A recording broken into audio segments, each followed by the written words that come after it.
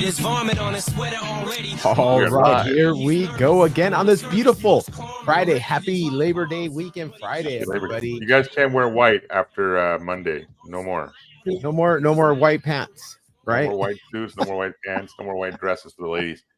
Hey, we have a special guest list. This is a gentleman who is an industry veteran. He is a broker associate with Compass since I think 2018. But more so, I wanted to have him on here because of our lawsuit, and he is really special in that. And he's been chairman of the board for MLS Listings.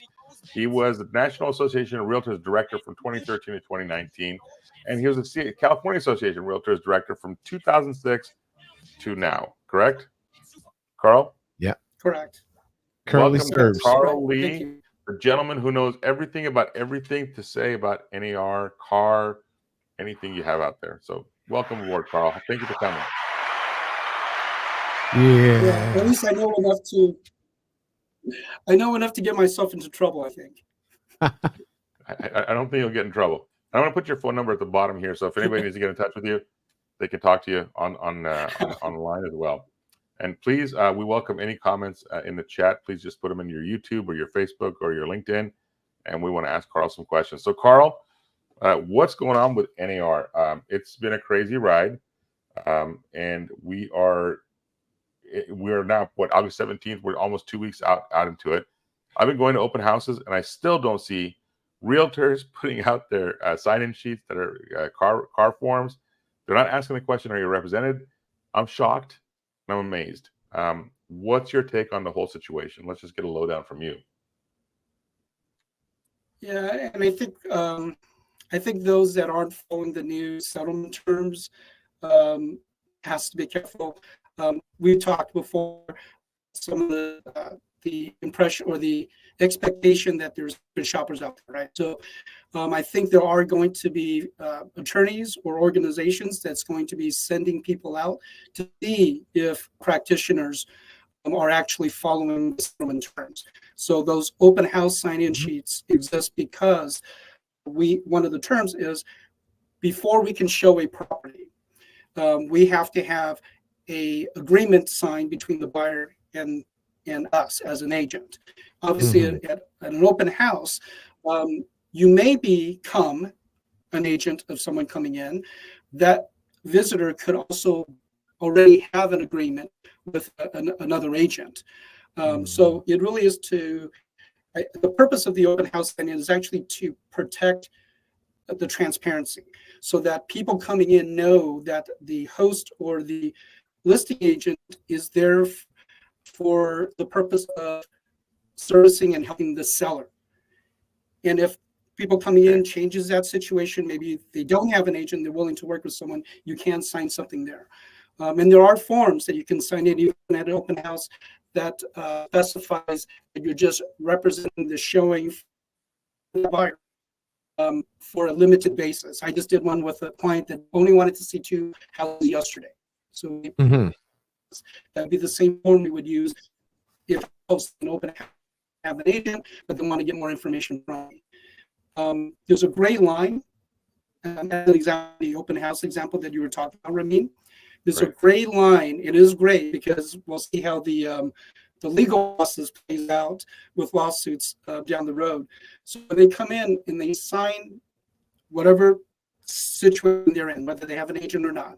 If they have an agent, conservatively, you probably want to direct them to your agent, any information, questions beyond what's in the flyer, basic property.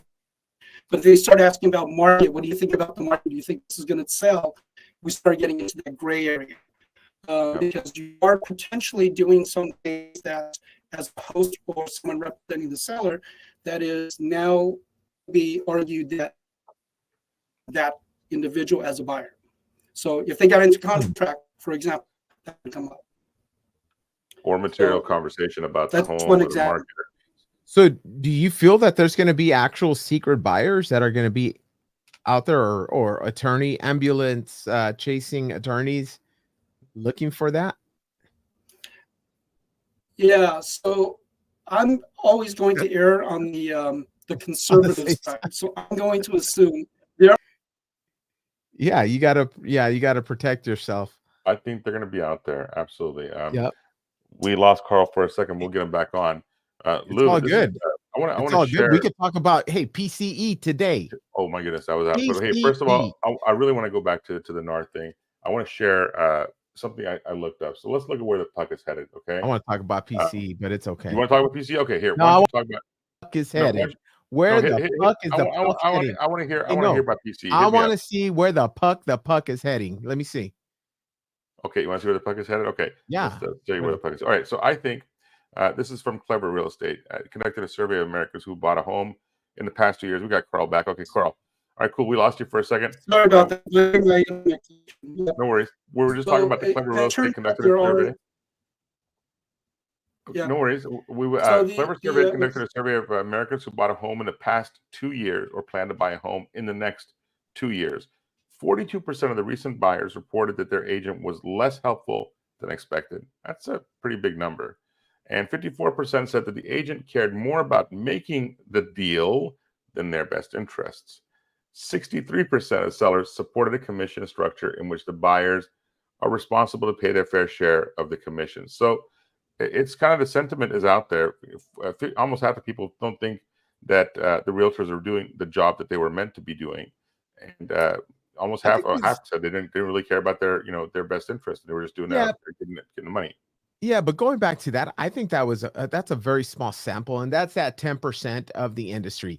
Every single industry has 10% of those type of professionals, right? That are not very professional. But again, I was going to say another word. I had another word in mind for it, but I'm going to keep it clean. All right. But yeah, if you pull that 10%, that small percentage, yeah, those numbers, I think those stats apply. Other than that, I think it's very buzzy. It's clickbaity, it gets people's attention, but that's not always, that's not always good.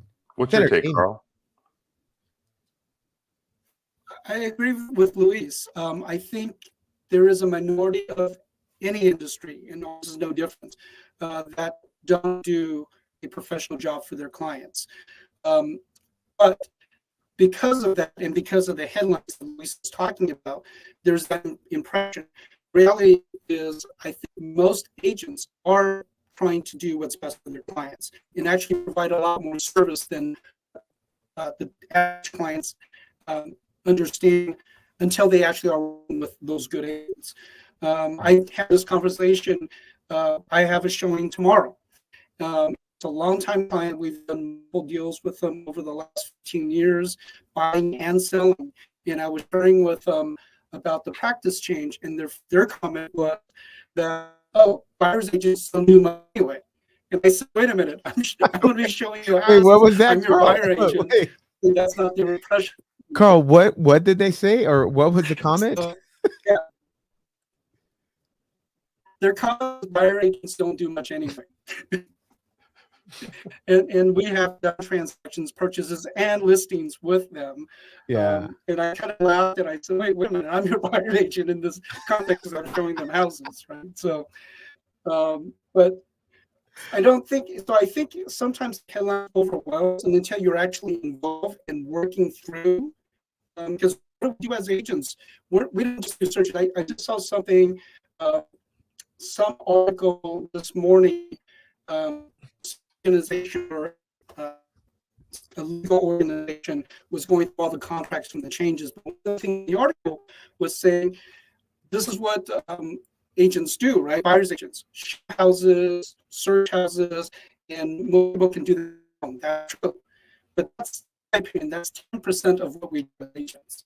So we help our clients through the disclosures. We want to understand what they're concerned about, highlighting the things that in the disclosures that they say they're concerned about, and then some other things. We walk through the terms and consequences and advantages of all the terms. I think the terms in the next 3 years, it's going to be a lot more of that, because and negotiations as well, because we're going to be negotiating who pays the buyer agent, right? And the sellers pay. So I think there's a lot more that's involved now, and there was a lot more that was involved before. The chickens have come to roost, I think, and they're going to start laying eggs all this next couple of years. I think it's going to be a lot of change and volatility in the marketplace.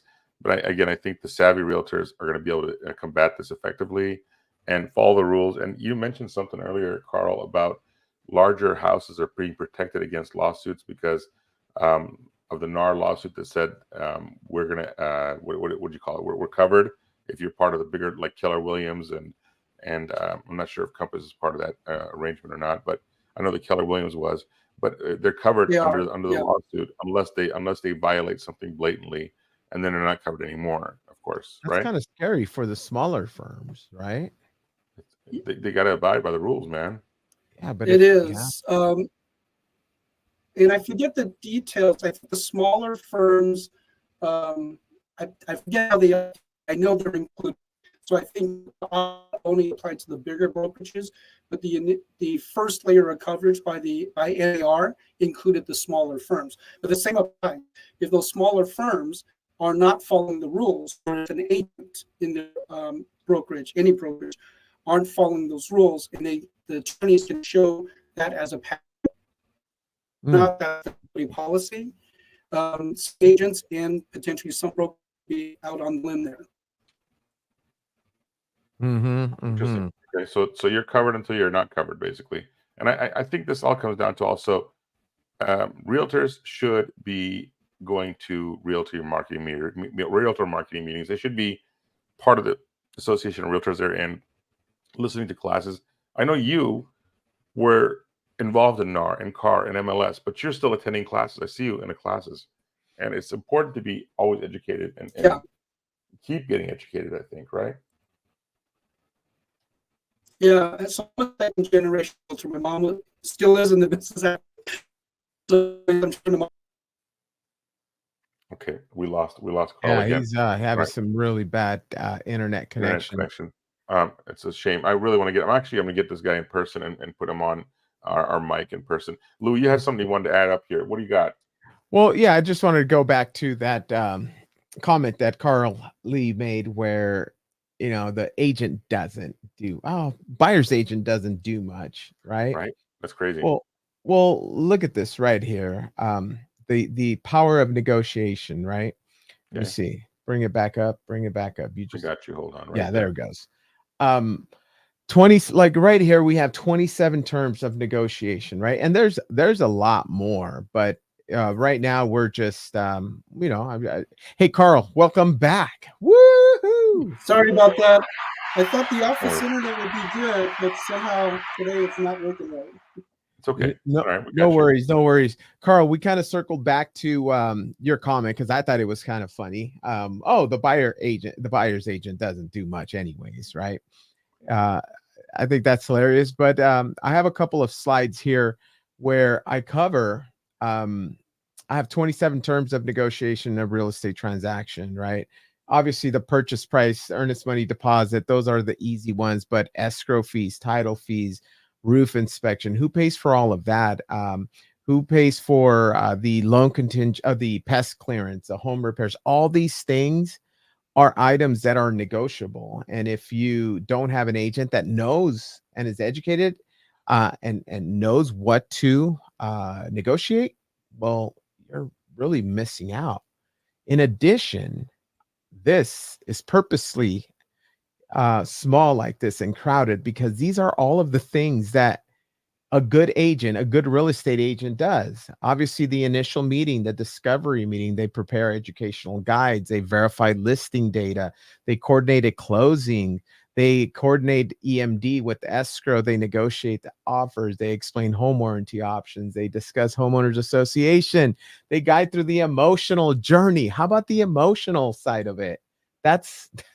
It's huge. There's as a so good much partner, more. realtor partner, you should have all these things covered. Lewis, to go back to the previous slide, one of the couple things that kind of caught my eye, the notice of perform. So this is critical in any real estate transaction. I mean, if you don't, it's based on timelines essentially. And I think, is this still paragraph 14, Karl, that covers the timelines? But it covers like you have this much time to do this, you have this much time to do this, and if you don't do it, and what's my recourse? Well, that's called the notice of perform, and that's right there.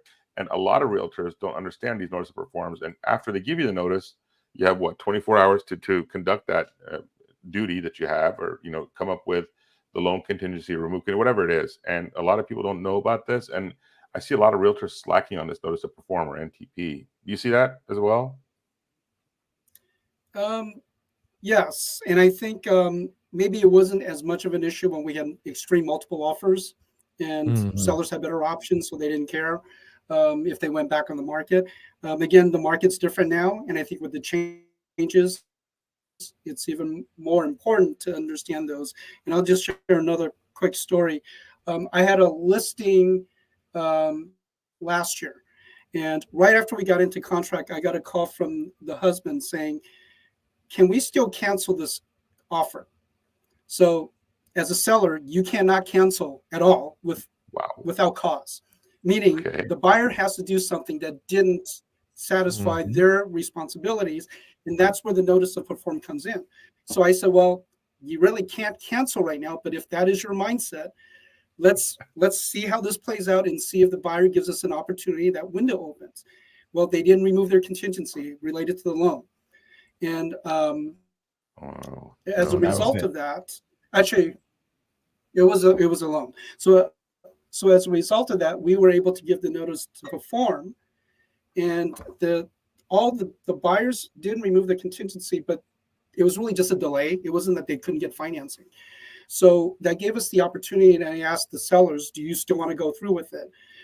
Because once they miss that deadline that the notice to perform gives you, that's the opening for the seller to cancel, right?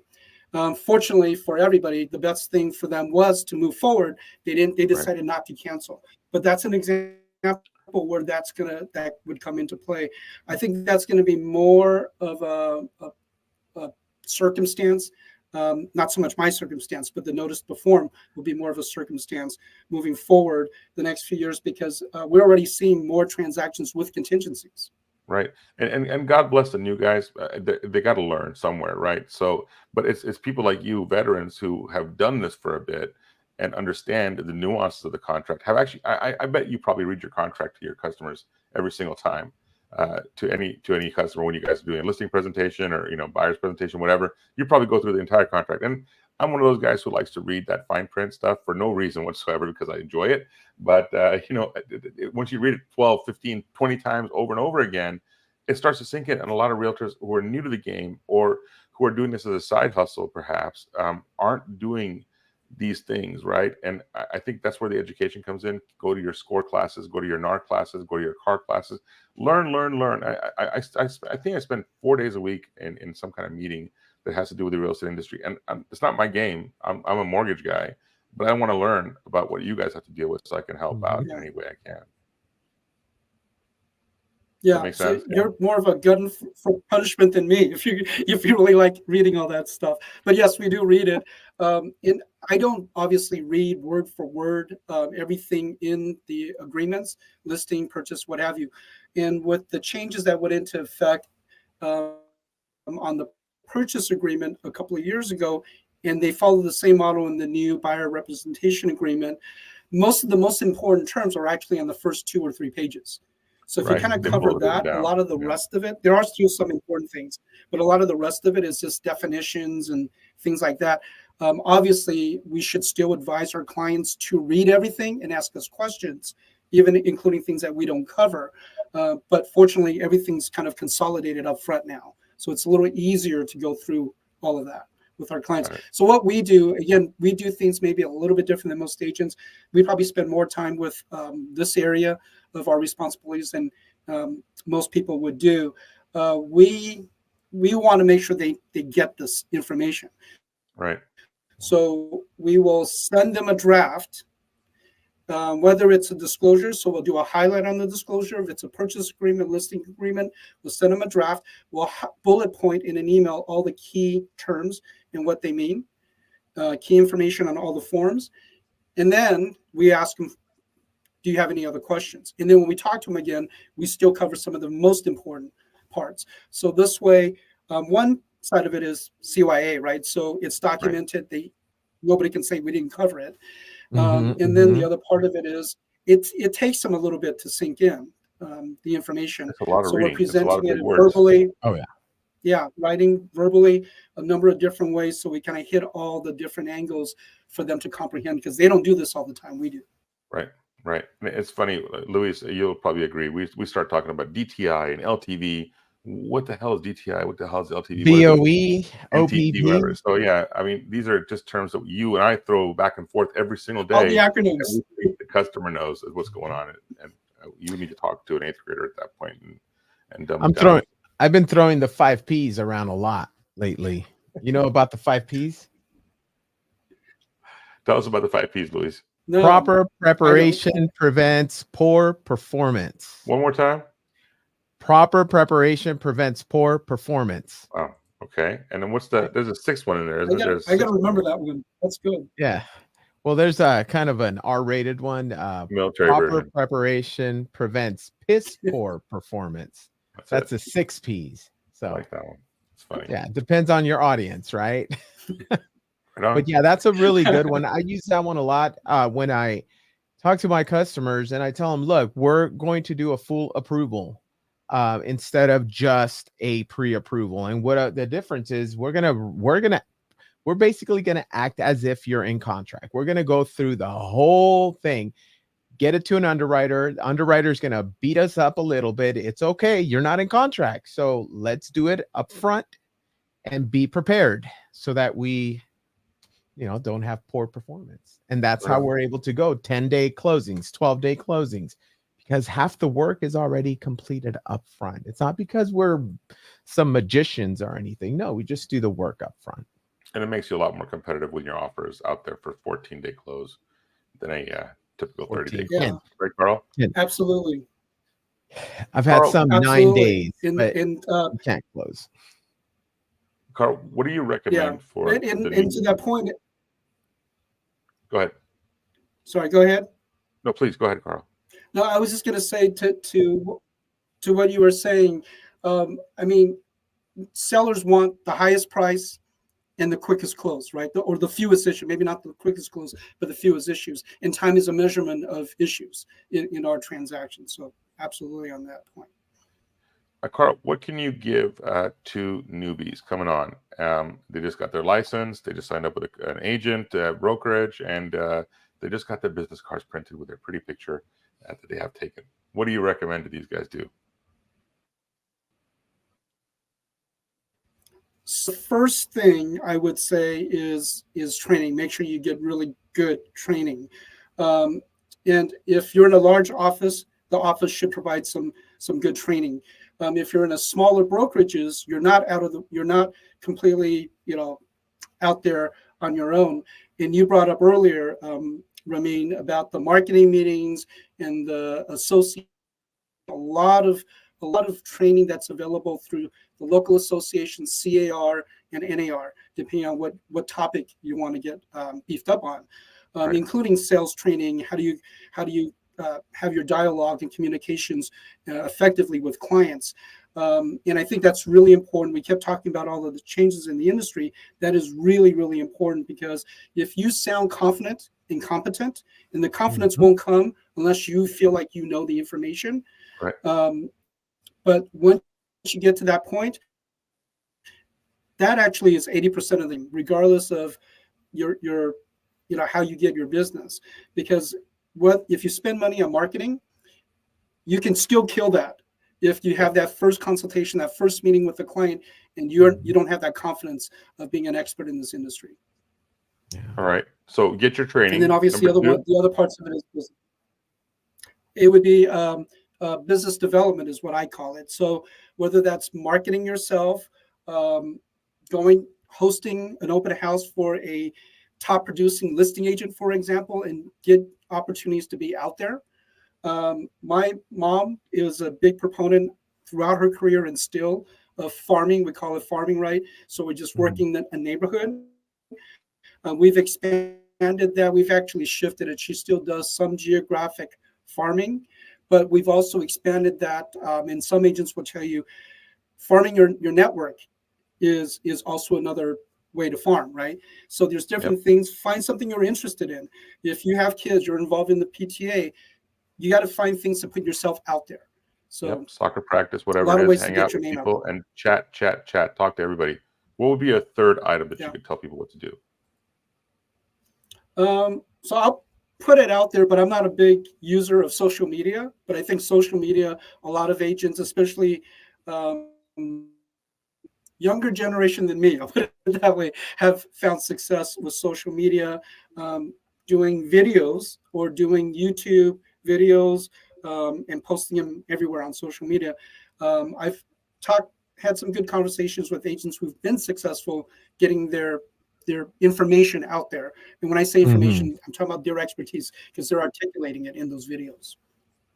Right. And that's a big struggle. I tell you, Luis is a social media wizard. I have been growing in my social media. And my first step, like I put in the thing, turn on your camera on Zoom calls. Don't be afraid of yourself. And I think that a lot of realtors are going to be struggling with that. The new guys are, I think the millennials aren't struggling so much with it as the older guys like me and you would. But they've grown up with a phone in their hand, so they're okay with the social. But again, come back to the whole business development side of things. Put holes in your shoes, man. If you're not out there walking in neighborhoods and Yeah. putting holes in the bottom of your soles, I don't think you're not getting the word out. I agree, and I want to Yeah. add, stay away from leads. Stop purchasing Oh, leads. wow. Dude, did we talk about that? We talked about that, right? We did, but not today. Okay. How You heard about about that, that? Carl? That's insane, right? Oh, So yeah. it's another lawsuit for the National Association of Realtors selling fake leads to agents. Oh my Yeah. goodness, at For realtor.com. years, and again, I take that a little personal because I spent a lot of money on Realtor.com, and things didn't feel right. It's like, what's going on with this lead? Like, am I not good? I was doubting my conversational skills, because it really, if you break everything down, making these calls is not difficult. Hi, my name's Luis. You reached out, requested some information. I'm here to, how can I help? Tell me about your goals. Tell me about Click. your plans. That's it. And then let them talk. But at that point, it's like, click. Yeah. Wait. Or why are you calling me? Where'd you get my phone number from? Well, no, you actually filled out a form. I have the IP address right here where you filled it out. Oh, no, I didn't do it. Maybe you Where'd made a you get my number? mistake. Maybe you Yeah. did it accidentally. No. That's Like, what the lawsuit's all about, Luis. It's insane. right? Yep. Hmm. Carl, you have so much wisdom to share, and I want to do this in person with you one of these days coming up, where we're on a table together and we'll just talk about your successes, because you've gone around the world so many times. I mean, CAR, NAR, MLS, Compass, broker associate, blah blah blah blah. You're just insane, and you have such knowledge, and I love talking to you. And I'd like to have you back on in person if that's okay with you sometime. No, actually, I think in person would be great, so I won't have these internet issues. But thank you. There you go. No worries. All right. Especially Hey the guys. whole lobbying. I'd like to learn more about the lobbying that goes on. That's all behind the scenes, and that's not something that another agency or another organization could come in and pick it up. Those are decade-long relationships that need to Yeah. be established and formed. And I'll just leave you with this on the lobbying point. There are significant push to hurt our ability for home ownership, for example. Oh, There's tax issues, property rights. So those rent are, we control, can get into it nationwide at rent that late, control. that future Yeah. rent control. So those are there, and I think a lot of those issues have not really been vetted out by those that are proposing those things. But that's what we're dealing with as an industry. So it's big. And Carl, they do sneak attacks on us. They sneak them in on bills, at the bottom of a bill or something, like I said, in paragraph 27,348. As a little bit of a, hey, you have to pay this much extra or whatever it is. Or, this rent control issue is really just boggling my mind. And also this new thing about the $25,000 homeowner assistance that's coming down from the presidential candidates. I think that's a big mistake. We're already dealing with a huge deficit issue.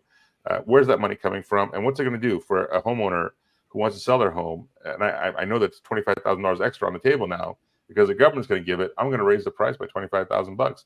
So it's not helping the homeowners who don't have a home right now. I don't think so. But that's a whole different Yeah. topic for another day. So, Well, Absolutely. Yeah, I'm here's curious to see more details about that because I don't know. how about Absolutely.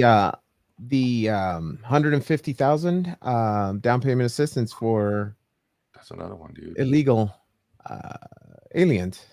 Is that, can I say illegal aliens? You can say whatever you want. Yeah, is I that don't politically correct? I don't know, Non-documented man. individuals. Undocumented So, individuals who are here Yeah. so by river. yeah, with that, I was reading. So those programs still requires a first, right? No, they're I giving believe those programs still $150,000. requires a first loan. Yes. No, to get that fencing, you still have to work with a lender Oh, Mhm. okay. first loan. Well, So we do ITINs what and I stuff, was so I know that's reading, and I don't know if available. this is true. Yeah, Go ahead, I was Carl. just saying there's still requirements from the main lender. Yeah, there's still requirements from the main lender. So I think it was a great headline to put out there. I'm not sure if it actually can work in practice. Anyway. Right, because Fannie Mae would have to approve that unless we go with an ITIN type program, non-QM, but Cal HFA is probably going to be the one that would manage it, and that's Fannie Freddie. They just have Fannie Freddie. So yeah, it's a nice headline, but I don't think But it headlines has become any legs. reality too, Lou, and I would hate for that to become, because it's your tax dollars at work, man. It's not, it just, it doesn't come from thin air. It just doesn't come from anything. Actually, it's not your my tax tax dollars because I live in America. I mean, in Texas. Texas, in America. Okay. America. But it's California taxpayers' money. Thank you, Mr. Newsom. We appreciate it. All right. Well, hey, it's been a great chat. Thank you so much for coming on, Carl. Really appreciate your time. We'll say goodbye to everybody here. Thanks for joining us. And later, I'm going to actually put Carl's information right back up here right now.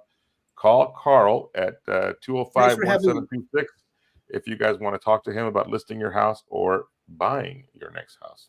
All right. Yes. He's awesome. He's a huge veteran of this industry, and he's a stalwart of this industry. I love it. Good stuff, Carl. Thank you for coming, buddy. Appreciate it. Outro me, Lou. Thank you, guys. And I want to wish everybody an Happy amazing Labor Day weekend. Enjoy. And please don't wear white after Monday, guys. No white.